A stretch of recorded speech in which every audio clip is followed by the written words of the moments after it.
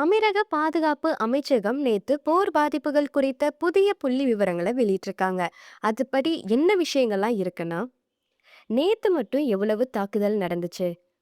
நேத்து மட்டும் ஏவப்பட்ட 4 பாலிஸ்டிக் ஏவுகணைகளை வெற்றிகரமா இடைமறிச்சு அழிச்சிருக்காங்க. அது மட்டும் இல்லாம 6 ட்ரோன்களையும் வான் பாதுகாப்பு அமைப்புகள் முறியடிச்சிருக்காங்க.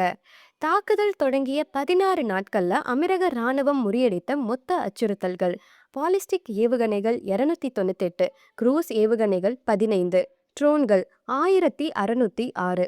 இதுவரை மொத்தம் 6 பேர் இறந்திருக்காங்க. அமீரகம், பாகிஸ்தான், நேபாளம், வங்கதேசத்தை சேர்ந்தவங்க.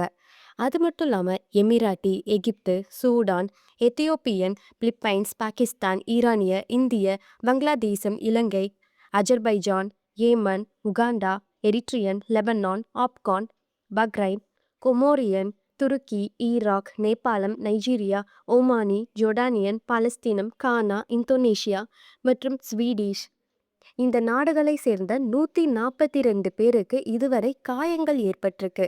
நாட்டின் இறையாண்மையையும் மக்களின் பாதுகாப்பையும் உறுதி செய்வதில் அமீரக ராணுவம் எந்தவித சமரசமும் செய்து கொள்ளாது அப்படின்னும், எந்த ஒரு அச்சுறுத்தலையும் எதிர்கொள்ள முழு தயார் நிலையில் இருப்பதாகவும் அமைச்சகம் மீண்டும் வலியுறுத்தியிருக்கு.